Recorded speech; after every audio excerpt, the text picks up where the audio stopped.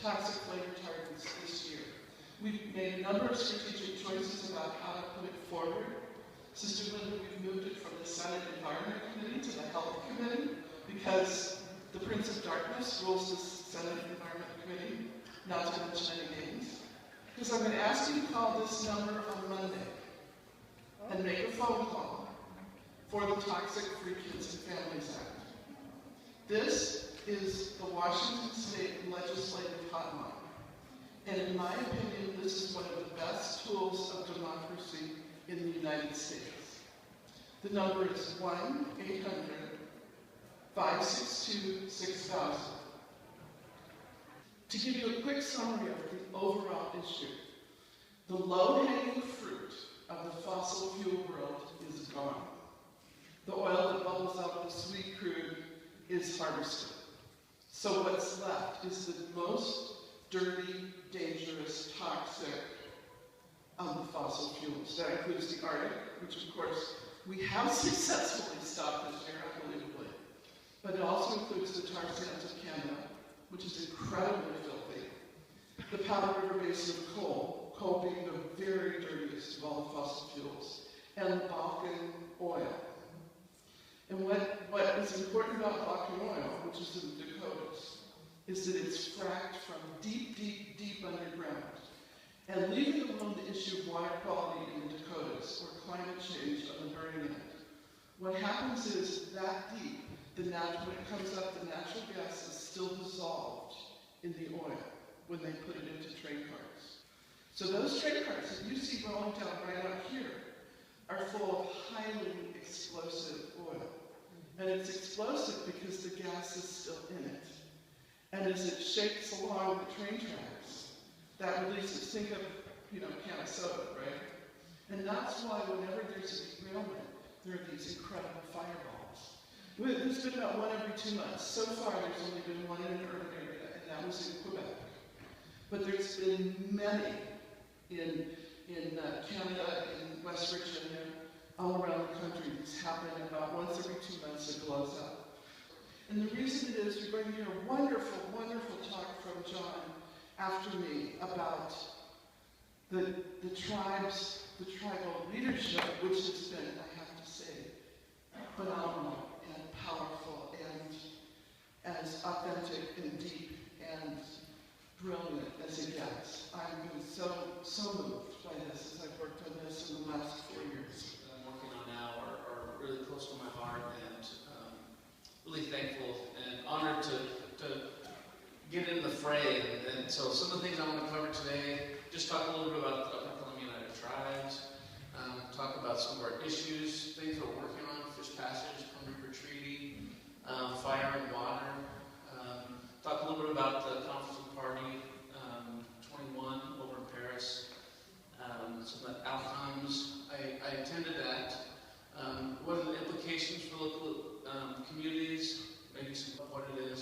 The most important part I want to share with you, though, is in coming together, we are collaborating on a consensus-based approach to look at and target ways to protect our treaty rights and take our rights as it relates to our culture, fish, water, wildlife, timber, and working really hard together and bring our technical teams together to work on these issues for the benefit of all people. Columbia River Treaty is one project that we worked on very hard with. There may be some knowledge in the room about the Columbia River Treaty. It was signed in the 60s that covers operations of the Columbia River as with two purposes: hydropower production and flood control. None of the First Nations or tribes on either side were consulted. In fact, many of the local communities in British Columbia, non-Native communities, weren't consulted. Nobody knew.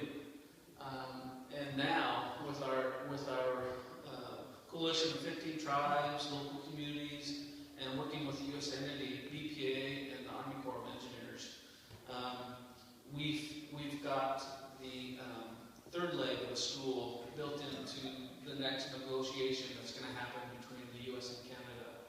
Eco-based system function will become a part of that. It includes fish passage. It includes river operations that really are reflective of the needs of all things in that system, not just power production, not just flood control. I know so far in a preliminary investigation that these new technologies make it a lot cheaper, a lot more effective, and highly possible. So we're pushing those ideas. The Swish system is a salmon cannon that uses the same kind of technology that they used to have in the banks, where you put the canister and it sucks it up and it comes over on the other side.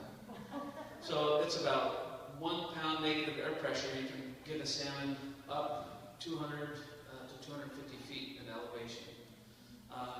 There's a lot more that they have to work on, but it's certainly a possibility. You can stretch that, but you can provide things.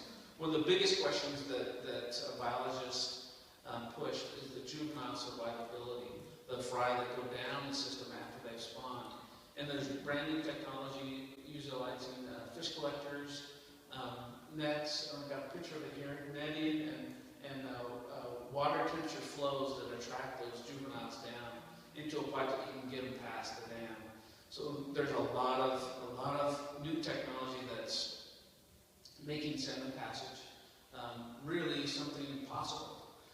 So there's Baaken Dam is, I think, 500 feet. Cooley Dam is almost 600 feet, so that's very close, very close. So climate change is real, it's happening, and I really like the quote from President Obama: "You may not believe in climate change, but you will be alone in that space." It's much better to be, in my opinion, on the right side of history. We're seeing locally a warming trend, a shorter frost-free or a longer frost-free season, not as much frost. That frost will push back diseases, push back insects. It's really important for the health of the forest, for animals that time. Ocean acidification has gone up tremendously. There's a big warm blob of water out in the middle of the Puget Sound. It's in dire straits. We need to come together to work on that right now. A lot of the salmon that come through and spawn in the Columbia River travel through Puget Sound. They go up into Alaska and they rear in those areas. A lot of those areas now are being endangered by 2 different huge mines sponsored by multinational corporations that potentially could drain right into where those salmon are rearing. So it's important that we need to understand that and take action. That the same thing's happening. Up in the great far northern territories, First Nations chief was talking about raccoons coming into their area. And he said, "We've never seen raccoons. We don't even have a word for raccoon in our language. We've never seen raccoons before. They're coming there and staying." The environment in which they can live is severely changing. I think our traditional knowledge and our efforts for this is just one small step. I think we need a broader coalition, a broader group of everyone coming together to look at this issue. We just have certain things that we're trying to do, but we want to make sure that we can be a good partner trying to build a community going forward. And one of the traditional leaders at that meeting said that this is our generation's World War II that we need to come together and unify against. And we need to fight this in a way that we can provide something for future generations. And I want to leave you with some hope. Just looking at those fish runs that get in above Grand Cooley Dam and Chief Joseph, there's thousands of miles of habitat of cool, clean water in British Columbia that can be the salvation of salmon, but can also be our salvation, because we're the ones that, they're our brothers and sisters, and we need to take care of them.